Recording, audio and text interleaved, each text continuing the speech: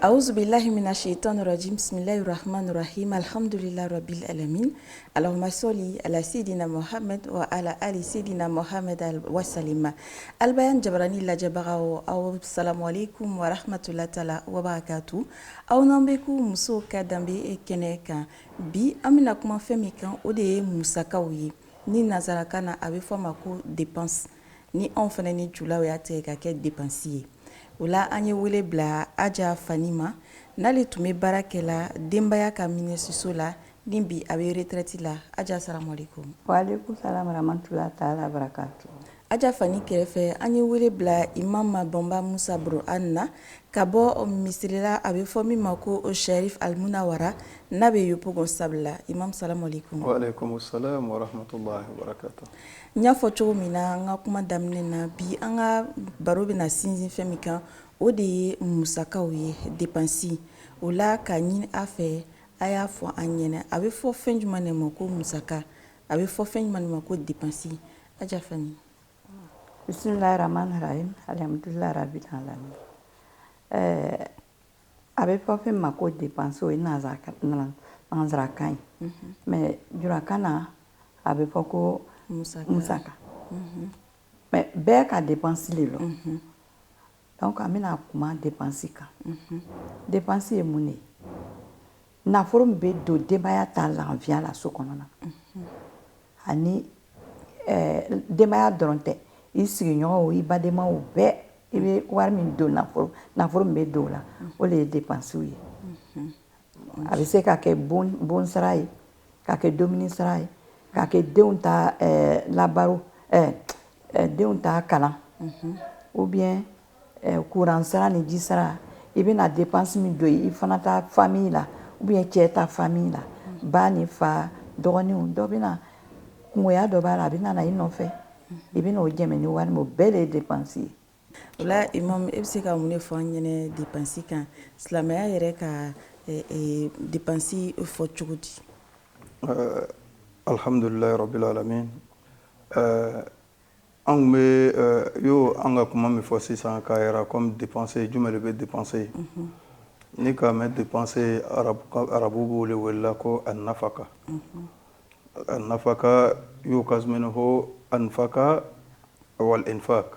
c'est-à-dire ni ka mɛn nafaka kɔrɔ fila o de bɛ ikraj wa daf'un c'est-à-dire ka fɛn bɔ i do a di ni ka fɛn bɔ ka tila ka wari bɔ ka tila k'a don o tɛ wele nafaka ni ka wari bɔ ka lataga ni o de bɛ wele ko nafaka arabukan bolo ma maintenant sariya taabolo ma silamɛya taabolo ma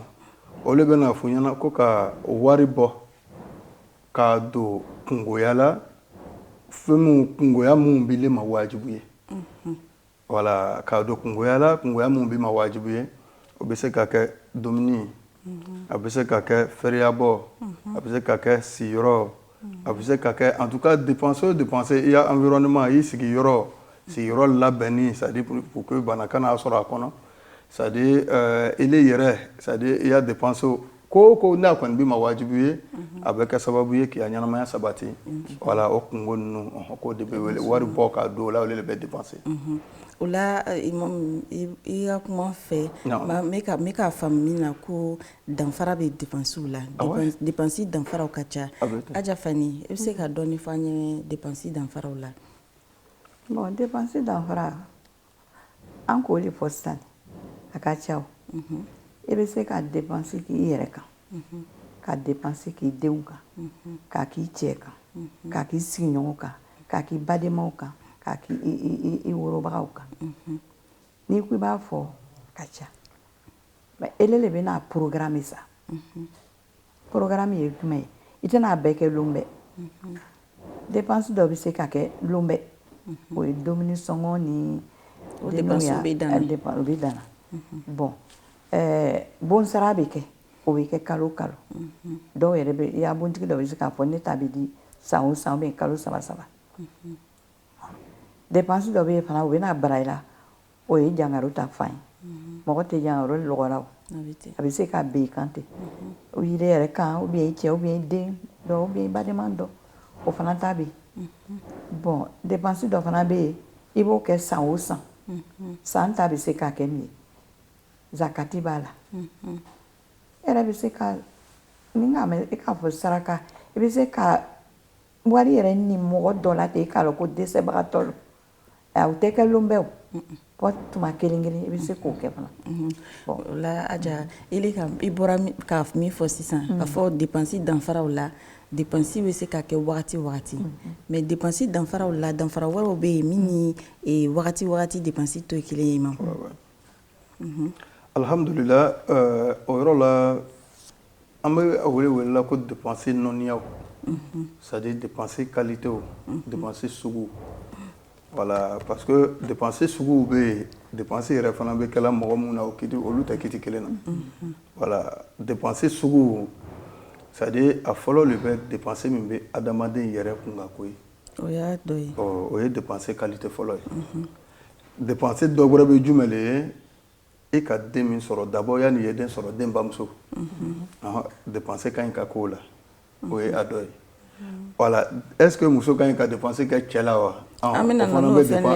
ye o fɛnɛ ye kuma wɛrɛ ye voilà o fana bɛ dépense modèle dɔ ye n'a taara fɔ o bɛ dépense dɔ ye an bɛna s'a ma inchallah voilà dépense kɛ denw na o ye dépense nɔniya dɔ ye dépense yɛrɛ fana kɛ i wolofa la c'est-à-dire mɔgɔ minnu k'i wolo voilà olu kɔrɔbayala bi se t'u ye dépense kɔ olu la o ye dépense dɔ ye i ba ani i fa dépense yɛrɛ fana kɛ i balimamusow la tuma dɔ i kɔrɔcɛ i dɔgɔcɛ i dɔgɔmuso olu minnu b'u ya famille minnu la o ye dépense dɔ de fana ye nin bɛɛ ye silamɛ yɛrɛ ma wajibi de ye o kɔfɛ dépense kɛ i hadina kosɔn c'est-à-dire misiriko c'est-à-dire rubama a bɛ yɔrɔ dɔ la misiri t'a bolo la se dɔ b'i ye a bɛ yɔrɔ dɔ la seli yɔrɔ tɛ yen a bɛ yɔrɔ dɔ la kalankɛyɔrɔ tɛ yen dépense kɔ la o ye dépense dɔ ye dépense yɛrɛ fana a ka ca a dɔw yɛrɛ fana filɛ nin ye sigiɲɔgɔnya la sigiɲɔgɔnya la yɔrɔ nin na n bɛna kuma dɔ f'i ɲɛna sisan o ka gbɛrɛ fɔ ka tɛmɛ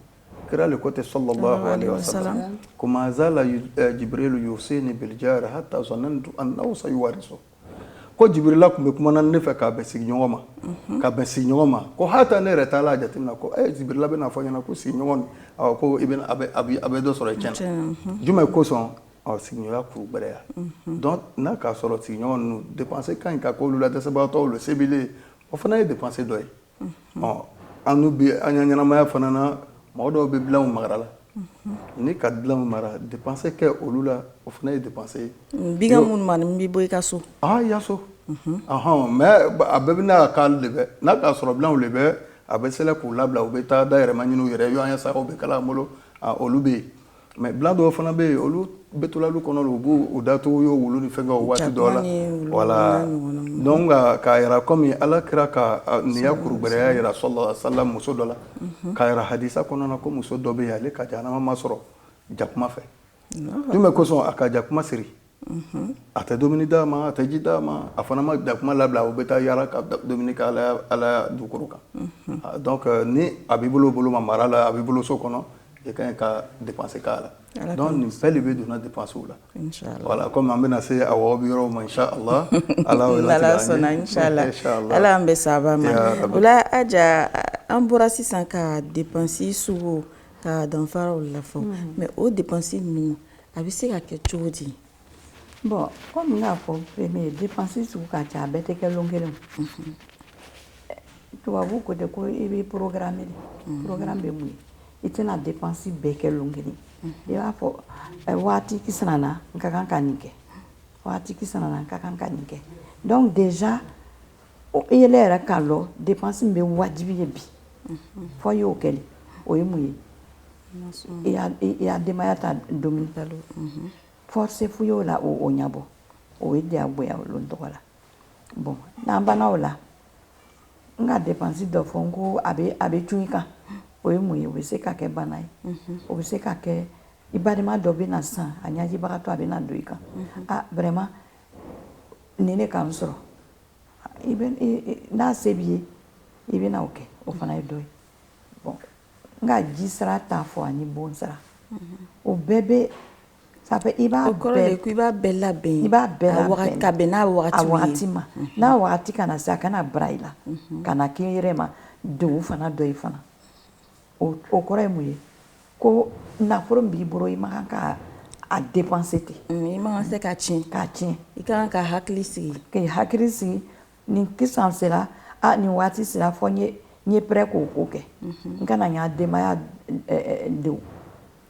n'i ma wari sɔrɔ k'a bila ni ji sera courant sera tuma sera o bɛ na n'a tigɛ i kan i ka denbaya bila mun na tɔɲɔ o degun na o degun denninw bɛ n'a kalan kɛ di sufɛ o ye dɔ ye i do k'o dege courant na ji fana ta b'o ɲama bon ta b'o ɲama a bɛɛ ka kan ka i b'a bɛɛ ka bɔ a sira fɛ a tuma na kɔni inshallah o la Imamu n bɛna yɛlɛ fɛ yala kiti dɔ de bɛ dépense la silamɛya la wa silamɛya kiti caman b'a da d'abord silamɛya kiti ninnu bɛ burula dépense ninnu caman kan a fɔlɔ bɛ jumɛn de dépense bɛ dépense la olu ye jalagbeyali ye wajibu lo i ma kɛ i bɛ jurumu sɔrɔ f'u y'a kɛlɛ o ye dépense jumɛn o ye jumɛn de ye bon teliya bolo kan komi an bɛna na wɔ bi kɔfɛ o dɔ le ye ka dépense kɛ i fa ni ba la n'a ka sɔrɔ se t'u ye u si sara t'a la ɲɛfɛ ele wulila ele bɛ dɔ sɔrɔla i yɛrɛ ye i kɛ ka malobɔrɔ san k'u dayɛlɛma di kalo kɔnɔ tele kɔnɔ wajibu lo dɛ dɔw ɲɛna moi il fait beaucoup an tɛ ban kɛla o wajibu lo i b'u ta a filanan dépense kɛ par exemple i taara mɔgɔ denmuso dɔ furu ka na n'a ye c'est à dire a tun bɛ fani ba fɛ yen silamɛya kɔnɔ i taara a ta ka na dépense kɛ i muso la wajibi don i m'a kɛ i bɛ jurumu sɔrɔ dépense kɛ i denw na ni muso ta kɛla yɔrɔ min na den yɛrɛ nana bɔ muso de la ele bolo o y'a wajibiya kɔni ka bon c'est à dire k'ale lɔ denw kungo la k'u ya dépensew kɛ wajibi lo mais silamɛya kɔni a bɛ ninnu bɛɛ fɔ la jatew b'a la an bɛna na s'o ma inshallah dépense min bɛ wajibi o naaninan bɛ jumɛn de ye o yɛrɛ de bɛ balimaw ye se b'i ye i baden dɔgɔcɛ bɛ yen i baden kɔrɔcɛ bɛ yen i kɔrɔw bɛ yen c'est à dire o balima mun filɛ nin ye k'a bɛn yase bɛrɛ ma dépense k'u la wajibi lo dɛ an dɔw b'o yɛlɛ waati dɔ la i bɛ jaga ta k'a di olu ma dɔw k'aw fɔ an bɛna na s'a ma cogo min na mais o t'a bɔla wajibiya la dɛ kuranɛ ko wa aati zal kurba haqqahu c'est à dire balima surun min b'i i da fɛ ko a ni min b'i ya wari la k'u y'o bɔ k'a d'a ma o kɔfɛ fantan mun b'a bolo dépense kɛ fantan na wajibi lo kiti bɛ nin bɛɛ la kɔlɔlɔ bɛ nin bɛɛ la ni ma se kɛ ala k'an kisi kɔlɔlɔ ma donc k'a yira comme dépense kiti ka ca voilà no dépense fana ka ɲi ka don nin bɛɛ de la nin bɛɛ kɔfɛ silamɛya ka silamɛya dɛmɛ ni olu na sebile le ye dépense k'a la wajibi lo i ma f'i ya wari bɔ k'a di o yɔrɔ de la nka an ɲɛ lɔnnibagaba dɔ bɛ yen ale tɔgɔ ko imam ibn hazmi wala alal mazhab zahiri ngo ale y'a fɔta la karamɔgɔ cɛ na ale ko silama jamana ni wariba b'i bolo i y'a da yɛrɛmɛ c'est à dire dépense mun bɛ i kan wajibi olu bɔ a la a tɔ bɛ an bɛɛ la dɛnale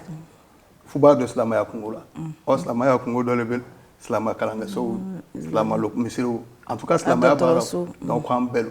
donc lɔnnibagaw yɛrɛ bɛ taa la kan la ka taa yɛrɛ k'a fɔ ale y'a miiriya kɔnɔna na ale ko tɛ silamɛya ya vision ka surun min na an y'a yeta ka surun min na an y'a kitiw la voilà an y'a kitiw la ni dɔ bɛ libéralisme ye dɔ bɛ socialisme communisme silamɛya ka surun min na ka ɲɛ olu de bɛ ishtiraki ye olu ye socialisme c'est à dire k'a yira wari min bɛ an bɛɛ ta lo voilà ile ta jamana bɛɛ ta le i bɛ ta ye i ta le fana bɛ jamana bɛɛ ta ye o yɛrɛ fana bɛ nana k'a bɛn kuma dɔ ma Seydina Ali a dencɛ n'o ye Hussein comme an to walanda kan bi mɛ n bɛna exemple de di dɔrɔn tuma min na a bɔla Maka a tun bɛ nana Kufa a tun bɛ nana Irak ni Ala nana a latigɛ kɛrɛ nana kɛ fɔ a banna Karbala kɛrɛdenw k'a lakori min kɛ a k'u ma o ko n bɛ ko 3 kelen ɲini a fɛ n bɛna dan kelenw le ma a ko 3 kelen bɛ jumɛn le ye ko a ye n bila n bɛ taa dugukolo kɔnɔ n bɛ taa silamɛw fɛ yen parce que fɛn fɛn bɛ silamɛw bolo ko n ta lo fɛn fɛn fana bɛ n bolo silamɛw ta lo mais mɔgɔw banna k'a d'a ma a labanna a faga ma voilà k'a yira comme silamɛya kɔnɔna na wari b'ile bolo a bɛ silamɛ jamana dɔ la a bɛ silamɛ yɔrɔ dɔ la silamɛya sɛgɛnnen don wari tɛ bɔ k'a kɛ wajibi lo i ma mais i t'a dɔn comme wajibi mais a wajibi bɛɛ ni a waati le voilà i tɛna c'est à dire ile a wari ma sa a bɛ se ka denbaya le balo i b'a fɔ ko non silamɛya dɛmɛ bɛ ma wajibi le i tɛ balo ta k'a di denw ma i bɛ wari ta ka taa di donc faut aligner la priorité il faut organiser Inchallah halibi ala ni fabi amina ya rabbi ala an bɛɛ sababa ma o b'a yira k'a fɔ ko nin bɛɛ lajɛlen na sariya b'a la sariya sigilen bɛ silamɛ ye sariya sigi o kan nka nin bɛɛ lajɛlen kɔfɛ nafa dɔw de b'a la Aja Fani a nafa ka ca a nafa bɛ se ile yɛrɛ ma a bɛ se denbaya ma a bɛ se i la famille bɛɛ ma parce que ele ka saraka min bɔ o nafa bɛ se a bɛɛ ma mais a nafa premier i yɛrɛ ta ye fɔlɔ ele min ka bɔ i bɛ se ka dɔ bɛ se ka na i fɛ bi se tɛ n ye hali n denw y'a dumuni sɔngɔ tɛ yen bi i bɛ don bon na n'a se b'i ye o y'a sɔrɔ i man ka min fɔ dɛ min b'i bolo i denbaya ta la o kana o di parce que n'i k'i o di e bɛ n'i ta da baro cogo jumɛn mais ni dɔ fara ni b'o kan i bɛ se ka a ta k'a tigi dɛmɛ n se bɛ min na i bɛ k'a d'i ma a tigi bɛ taga e kɔni sigila k'a filɛ ele ka mɔgɔ min dɛmɛ nin o nafa b'i yɛrɛ kan fana tubabu ko a ma ko satisfaction morale e ka min dɛmɛ ale kɔntana ka taga ele min fana k'a di e fana ni i k'a nafa ye a nafa bɛ ele yɛrɛ fɛ sini o fana bɛ dɔ ye bon a nafa ye min ye fana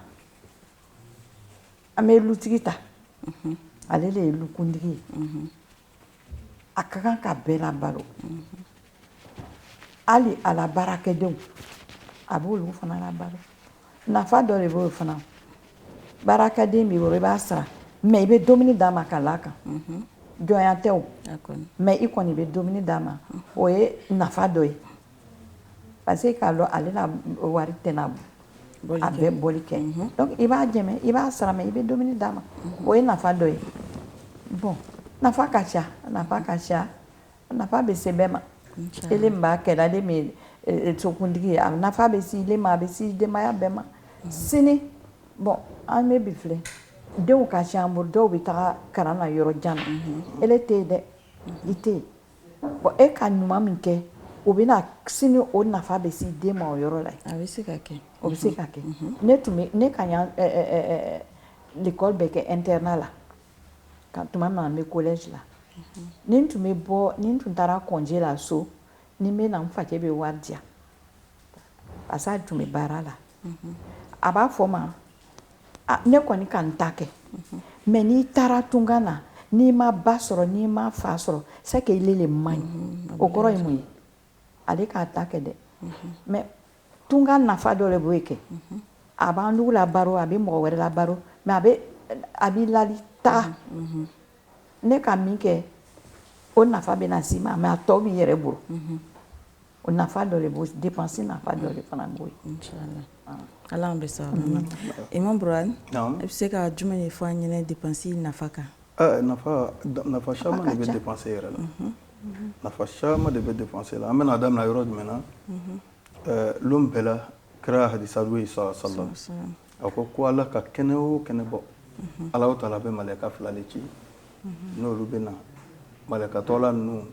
u bɛ dugawu kɛla bɛɛ ye inchallah ka yira an lajɛbagaw la ko u bɛ ka musow ka danbe jamukan de lajɛ ni an bɛ kumana fɛn min kan o de ye dépense ye dépense an b'a dɔn a bɛ kɛla mais sariya mun b'a kɔnɔ nafa mun b'a la wa silamɛya yɛrɛ ye mun fɔ a la fo an bɛɛ lajɛlen ka o ɲini ko dɔn o la an ye wele bila Aja Fani ma ani Imam Bamba Musa Burhan ni an bɛ ka masala ni babu nin kan Imam Burhan kuma b'i bolo voilà an b'o kuma de fɔ la n ko kira ko ten sala malɛka fila tɔgɔ la n'u jigila lolo olu bɛ dugawu kɛla mɔgɔw ye mais ɲa yɔrɔ in na u bɛ dugawu kɛla jɔn de ye u bɛ dugawu kɛla dépense kɛlaw de u b'a fɔ ta ko Allahumma ahdi munfikan khalafa c'est-à-dire n tigi ala an b'a ɲini nin fɛ mɔgɔ min bɛ dépense kɛla ko a y'a wari caya a y'a wari sabati a kɔ sabati mɔgɔ min yɛrɛ fana bannen don ka dépense kɛ ko a y'a wari tiɲɛ yarɔ malɛkaw ye dugawu kɛ i ye nafa belebele de ye i yɛrɛ bɛ arijana sɔrɔ o kɔnɔ o ye nafa dɔ ye maintenant nafa gbɛrɛ fana b'a la an bɛ n'o fɔ n ko ɲamaroya c'est-à-dire mɔgɔ min bɛ dépenser kɛla n'ale donna yɔrɔ la mɔgɔ nafama ale ni mɔgɔ min nafa tɛ mɔgɔ min na o tɛ kelen ala bɛ ɲamaroya k'i a bɛ kɛ sababu ye n'i nana don yɔrɔ la i bɛ dépenser kɛla yɔrɔ min na mɔgɔw y'a bololabila nin kosɔn i bɛ dépenser kɛla min kɛ i bɛ kɛ yɔrɔ bɛɛ la komi i b'i fɛ yen wala mɔgɔw bɛ bonya k'a dɔn fana ma can yɛrɛ fana na sariya yɛrɛ kiti la mɔgɔ min fana bɛ balimaya tugu la o bolo ma a bɛ dépenser o kɛla o yɔrɔ la ni a k'o juguya c'est à dire a ma a loi ye a ma a bonya o bonya fana na kiti wɛrɛ b'alu la a bɛ jurumu sɔrɔ voilà c'est à dire silamɛya équilibré nin don ka ɲa o yɔrɔ la kira le ko ten sallallahu alayhi wa sallam mɔgɔ min ka bonya k'a ye ko a y'a tigi fo a y'a tigi sara a ye bonyamasegin kɛ voilà a y'a tigi sara a y'a sara a y'a bonya ɲɔgɔn si la n'a ma se ka wari sɔrɔ k'a sara n'a ye par exemple ale ka wari le dilen ma ele banangu di a ma par exemple i m'o si sɔrɔ dɛ i y'a ko ɲuman lɔ ka duwawu k'a ye bada silamɛ ele bɛ duwawu kɛla mɔgɔ min ye o ele b'o ko ɲuman o ko juguya cogo di voilà o man tɛ ka kɛ donc a bɛ ɲamaruya d'i ma ni mɔgɔ ni nana don yɔrɔ yɔrɔ la i ni mɔgɔw ka kan sabanan yɔrɔ fana bɛ yen kira yɛrɛ le ko ten sallam mɔgɔ min bɛ dépenser kɛla min bɛ bolo bɔla k'a di ko bolo bɛ sanfɛ c'est à dire bolo min bɛ sanfɛ o ka fisa bolo min b'a minɛ fisamadenya dɔ bɛ bɔli la k'a di an dɔ k'olu de fɔ sisan dépenser définition na an ko ma ko k'a bɔ k'a di donc mɔgɔ min fana bɛ a dila o bolo ma k'o tigi bolo ka fisa ka tɛmɛ min b'a nana donc bɛɛ dɔ b'a la ɲinina ko i kɛ fisamanden de donc o kɔrɔ de bɛ an bɛ an yɛrɛ dɛmɛ dépenser kɛli la dépenser dakun ka ca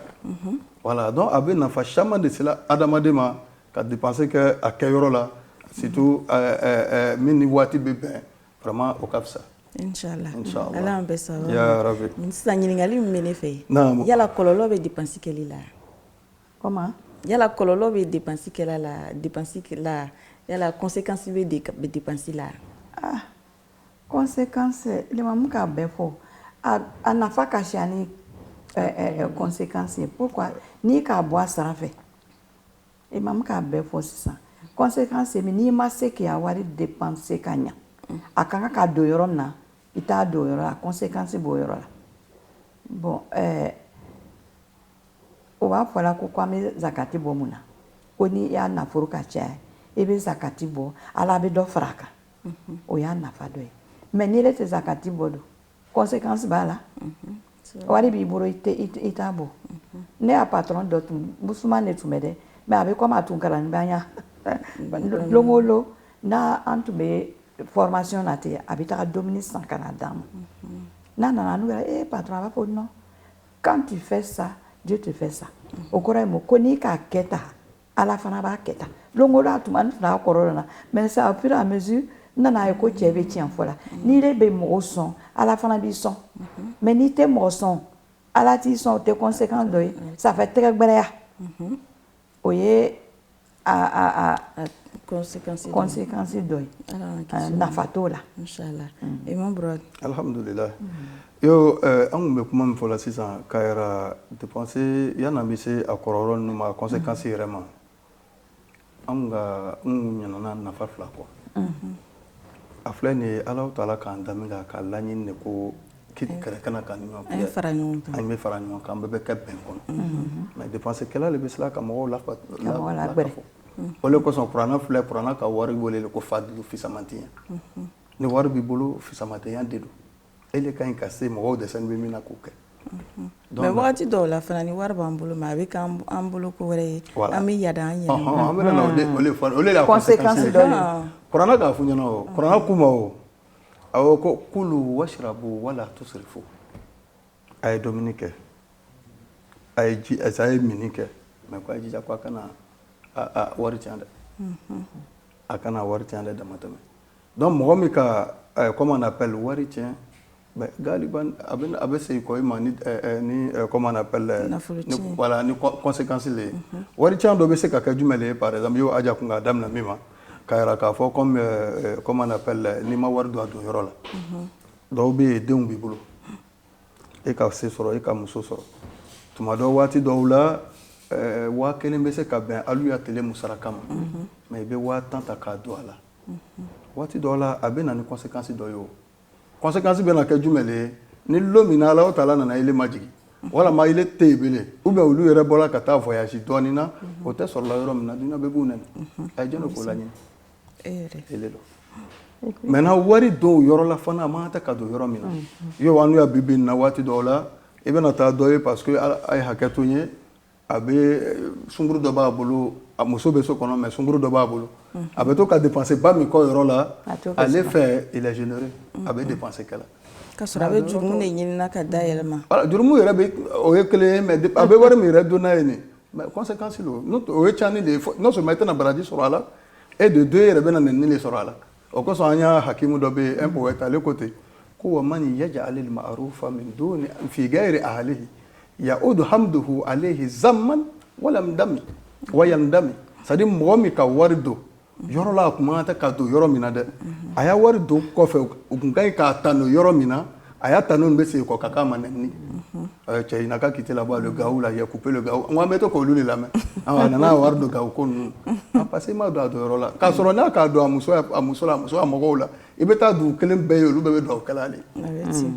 i m'a ye donc conséquence dɔ filɛ nin ye amin alahu ya rabi conséquence bɛrɛ fana b'a la n bɛ se ka dɔɔni fara imam ta kan yada fana b'a ye dɔw bɛ wari ba sɔrɔ o bɛ yada yada ye mun ye k'a wari sɔrɔ i tɛ mɔgɔ si kɔrɔsi tugun wari b'i bolo i t'a dɔn a dɔn yɔrɔ la komi imam k'a fɔ cogoya min na e bɛ wari ta ka tiɲɛni kɛ dugu kɔnɔ i bɛ yala ni min kumana i fɛ i bɛ kuma bon fɔ o ma i tɛ kɔlɔsili yɛrɛ kɛ bilen kɔlɔsili t'a la tugun i tɛ i kɔrɔba mɔgɔ bonya i tɛ cɛkɔrɔbaw bonya i tɛ lutigi bonya parce que wari b'i bolo i yada la o ye conséquence ba dɔ de ye fana an y'a denmisɛnninw ka kan k'o yɔrɔ kɔlɔsi bi ni wari b'u bolo u bɛ taa mobili babaw san ni fa ko i tɛ n jigin ile a bulon bɛɛ course b'i de ma walima yɛrɛ waati dɔw la yɛrɛ sisan a kun mɔdira la a t'a fa la u bɛ préférer ka transport di a taxi ta ye ka taa n bɛ taa n ka ci la voilà bon ka sɔrɔ mobili bɛ yen i bɛ se ka mobili ta ka taa tigilamɔgɔ ci an ka kan k'o yɔrɔ fana kɔlɔsi kosɛbɛ n'ala k'a d'i ma kɛ i kelen ta tɛ imam k'a fɔ sisan ko imam dɔ ko ten min dira i ma e ta dumuni ta i makoya bɔra a tɔ ye tɔw ta ye a kɛ ka gɛlɛn mais a bɛ se ka kɛ inchallah imam alhamdulillah n b'o kuma de fɔla k'a bɛn comment on appelle dépenser ma dépenser kɛla o kun ka ɲi ka diya mɔgɔw ye dɛ voilà normalement i donna yɔrɔ o yɔrɔ mɔgɔw bɛ nata i la mɔgɔw bɛ k'i fɛ mɔgɔw mais ne bɛ ko dɔ kɔlɔsi la n bɛ fɛ ka conséquence de fɔ an ka dépenser kɛla dɔw bɛ yen bi c'est-à-dire n'u donna u jabɛni yɛrɛ de fɛ u man di mɔgɔw ye dépense cogoya a kɛ cogo voilà waati dɔw la an badenma dɔw bɛ yen tuma dɔ lamɔgɔya min b'an ni ɲɔgɔn cɛ ale t'o bɔ a sira fɛ mais ale ɲɛna wari lo ni mɔgɔw bɛna kuma ça fait combien joli lo c'est vrai dépenser lo mais e dépenser tɔ la a nana kɔlɔlɔ le wa ou bien a nana nafa le bonya ma don dépenser kɛcogo la voilà bonya ma don dépenser kɛcogo la n bɛ fɛ k'o de fɔ dépenser ka ɲi ka kɛ mais n'i fana bɛna kɛ i jija voilà i y'a kɛ a kɛyɔrɔ la a n'a kɛcogo ɲuman na inchallah o la imam wagati dɔw la fana ni Aja kun bɔra ka kuma dɔ fɔ n bɛ fɛ an ka na o kan sabula wagati dɔw la denbatigi dɔw de bɛ u somɔgɔw u ka denbaya privé ka wari minɛ k'a di mɔgɔ ma ko tigilamɔgɔ degunnen don yaya olu bɛ o tigilamɔgɔw ladiya ka sɔrɔ olu yɛrɛ fɛ yen nɔ denw dɔɔnin bɛ yen mais u b'a fɔ k'olu bɛ kira ka sira de tagamana sabula kira a fɔla ko tellement kira tun kaɲa tun fonisere tun don kira tun tɛ fɛn to a bolo ka fantanw to donc ko olu bɛ o sira kan yala nafa de b'o la wa kɔlɔlɔ de b'o la alhamdulillah rabbil alamin Aja an bɛ se ka min fɔ k'a bɛn u ma kira ta laɲini faamu sallallahu kira y'a kuma fila bɛ yen a ko a ye hadisa dɔ la ko wabda biman ta'ul c'est-à-dire n'i bɛna dépenser kɛ i bɛna ɲumanya kɛ k'a daminɛ i kɔrɔ kana taa daminɛ kɛnɛma kɔrɔmɔgɔw de bɛna lɔ fɔlɔ k'u bɛ mɔgɔ ɲuman ye o ye kelen filanan kira y'a sahaba dɔ bɛ yen sallallahu alaihi wa sallam saya nana se u ma min kɛ a sɔmina saya la ka kira wele kira nana fɔ a bɛ bana a ko kira ma sallallahu alaihi wa sallam ko kira sahaba waribatigi dɔ kun don ko n bɛ na n ka wari bɛɛ ta k'a di ala ma fi sabilillah sadaka lo kira ko ko n t'o fɛ awa ko kira ko mena wari tilan fila ka tilan kelen bɛɛ kɛ saraka ye kira ko ko n t'o fɛ awa ko mena wari tilan saba a sabanan ko mena o kɛ saraka ye kira ko mena o minɛ ko mɛ ko wasulusu kasir c'est à dire a tiers saba a tilan sabanan ko n sɔnna o la mɛ o ka ca jumɛn de kosɔn k'u y'i denbaya mɔgɔ minnu y'a dépenser kun b'i ma i y'olu to se b'u ye u bɛ se u yɛrɛ kɔrɔ o ka fisa i ma ka tɛmɛ i y'a bɛɛ labɔ c'est à dire i y'u to yen foyi t'u bolo u bɛ taa delili kɛ o kuma kɔrɔ bɛ jumɛn de ye silamɛya équilibré don silamɛya a bɛrɛ bɛnnen don i bɛna ɲɛli kɛ kɛnɛ ma o y'a sɔrɔ i ka sokɔnɔ voilà i kana ban k'a di sokɔnɔmɔgɔw ma k'u bɛ taa lajɛ kɛnɛ ma a kɛcogo ɲuman bɛ jumɛn de ye peut-être que n'i ka so fana yɔrɔ dɔw bɛ n'i y'a nasɔngɔ ye par exemple 1000 de don e ka 1000 dépense o kɛ tile kɔnɔ peut-être i ka 2000 sɔrɔ dɔw wɛrɛ minnu bɛ ma dumuni sɔrɔ i bɛ se ka 4000 di olu ma mais e ka 1000 dépense o kɛ ka ban n'o le bi ta kungoya bɔ la mais exemple di la n m'a fɔ n k'a bɛ kɛ ten forcé la voilà mais k'a fɔ o 1000 o la k'u bɛ na olu de bɔsi ka taa di kɛnɛ ma olu bɛ dumuni kɛ cogo di voilà silamɛya a équilibré don donc a yɛrɛ o bɛ na ni conséquence ye a bɛ kɛ sababu ye mɔgɔw bɛ wele ko wari bɛ cɛ bolo mais cɛ yɛrɛ bolo t'a denbaya kan denbaya bɛ bɔ kɛnɛ ma a hakili t'a éducation na i y'o b'an ya nafolotigi dɔw ye cogo min nafolotigiw de bɛ an ya jamana nin kɔnɔ yan mais o denw bɛ lu fatan a b'u don kabaliko la ka sɔrɔ se b'u fa ye donc conséquence a filɛ ni kɔni bɛ fɛ ka kira tali kɛ salam kira ko i ya denbaya labɛn i b'o lajɛ ka sɔrɔ ka bɔ ni kɛnɛ donc mɔgɔ min b'o kɛla u ma faamu a kɛcogo ɲuman t'o ye mais i jija i ye dɔ kɛlu kɔnɔ o kɔfɛ i fana kana ɲina kɛnɛma yɔrɔ kɔ n bɛ se ka min fɔ o yɔrɔ la olu de b'o ye yɔrɔ b'a fɔ de ma ko a kɛra kɛnɛ to an ye kɛ sebe yiri ye u b'a fɔ ten ko a yiri bɛ cogo di sebe yiri a dulen bɛ se kɛnɛma k'a sɔrɔ a kɔ yɔrɔ kɛnɛ ko ye parce que sebe sun filɛ ni tere bɔra i b'a dulen kɔfɛ mais a kɔnɔfɛ yɔrɔ la dulen tɛ inchallah o la maman Aja Fani e bɛ se ka jumɛn de fara Imam Burukani ka fɔta kan imam ka bɛɛ fɔ kɔni ka ban a conséquence ka ca mais a bɛɛ bɛ bɔ mɔgɔninfin yɛrɛ de la ala k'a ta fɔ kuranna kɔni ka ban c'est vrai an tɛ kuranna lɔ bɛrɛbɛrɛ mais an bɛ wajuliw mɛlamɛna a ka kan ka kɛ cogo min a ka kan ka kɛ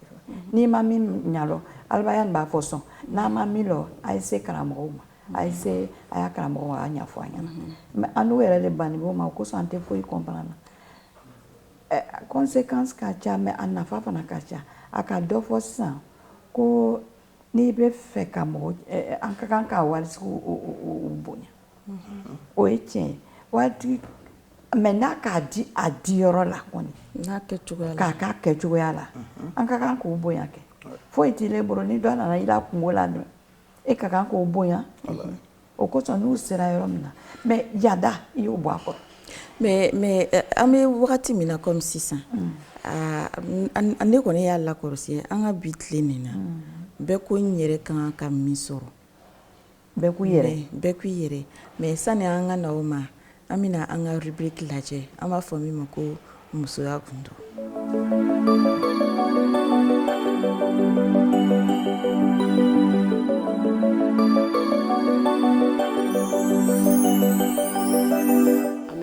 bi baro kɛ n'aw ye musoya gindo plateau sanfɛ ni cɛ bɛ baara yɔrɔ la muso kan ka kunbɛn cogo di furumuso ɲuman ni cɛ bɛ bɔ baara yɔrɔ la a kana sɔrɔ i yɛrɛ labɛnnen don k'i ko k'i jɛ ka fini ɲuman don n'i y'a natɔ i bɛ boli ka kunbɛn minɛn min b'a bolo i b'o minɛ la n'a bɛ moto de la i b'a kunbɛn n'a ka moto ye n'a bɛ nɛgɛso de la i b'a kunbɛn n'a ka nɛgɛso ye hali n'a bɛ bɔ foro de la i b'a kunbɛn k'a ka sɛnɛkɛ daba minɛ la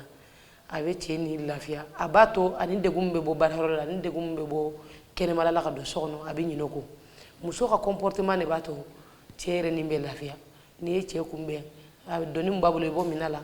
i bɛ miniji ta i b'a d'a ma i bɛ sonsori ka miniji d'a ma a bɛ ji min n'a tilala ji min na i b'a lasigi i b'a ka samara bɔ a sen na ni susɛti b'a sen na ka susɛti b'a sen na i bɛ taa koliji bɔ a b'a ko n'a tilala koli la a bɛna sɔrɔ dumuni labɛnnen don i bɛ dumuni sigi a ɲɛ a bɛ dumuni dun n'a tilala dumuni na a bɛna sɔrɔ a ka seliyɔrɔ labɛnnen don a b'i seli n'a tilala la a bɛna sɔrɔ dayɔrɔ labɛnnen don a b'i da ani lafiyalen tɔɔrɔ ta ka degun ta kan muso dɔw bɛ yen n'u cɛw ka moto mankan mɛn ka bɔ baaraw la cɛw ka mobili mankan mɛn ka bɔ baaraw la dɔrɔn u b'u ɲɛ kumu ka kɛ pewu cɛ bɛ na ka na foli kɛ a t'a laminɛ o y'a sɔrɔ a ye cɛ in deli wari la ko denkuli b'a bolo cɛ ko wari t'a bolo i bɛ taa sɔrɔ a ye cɛ deli wari la ko kɔɲɔ b'a bolo cɛ ko wari t'a bolo o bɛɛ dimi bɛna bɔ cɛ la o don dumuni ɲuman tɛ tobi tugun ka di cɛ ma ɲɛko ɲuman tɛ d'a ma hali n'a y'a fɔ a t'a laminɛ ka ɲɛ cɛ bɛna ka bɔ baarayɔrɔ la a bɛna tɛmɛ a sigilen na a tɛ wuli k'a kunbɛn a tɛ dumuni d'a ma a t'a koliji bɔ foyi donc o cɛ sugu diminen a bɛ t'i da ka sunɔgɔ i b'a ye danni dugu ka jɛ cɛ a dalen sunɔgɔ la a bɛ tɛmɛ mɔgɔw b'a fɔ o tuma mun tun bɛ karisa la muso yɛrɛ bɛ kule ne cɛ sara ne cɛ sara mɔgɔw bɛ ɲininkali kɛ yala mun tun bɛ karisa la mun tun bɛ karisa la mɛlɛkɛli mɔtu b'a ka so kɔnɔ a y'a faga sabula a tɔɔrɔlen nana a ma sɔn ka ni lafiya a ma kumakan duman fɔ a ye a ma dilan ko diya don a la a y'a ni tɔɔrɔ ka dɔ fara a ka sɛgɛn kan a y'o ma miirilen a dara hakilina cayara kunkolo ma kɛri jɔra dusukun jɔra a fatura donc mɔgɔw b'a fɔ a tɛmɛna kunun foyi kun t'a la ne yɛrɛ n'a ye baro kɛ sɔrɔ foyi kun t'a la t'a sɔrɔ a sara mɛnna a su de tɛmɛne la sabula mɛlɛkɛli mɔtu min b'a ka so kɔnɔ n'o ye furumuso jugu ye a y'a faga muso a ye kɛ furumuso ɲuman ye a kana kɛ furumuso jugu ye n'o tɛ aw kɔ tɛ barika ala ka ni sababa bɛ sɔli ala muhamɛdi wa ali muhamɛdi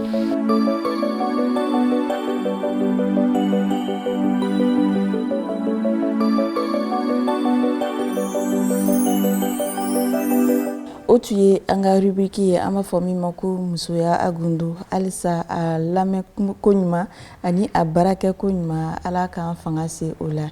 aja ani imam an ka wagati bɛ ɲini ka se o la an bɛna taa ni ladilikanw ye an bɛna fɔlɔ aja fani ma i ni ce Awa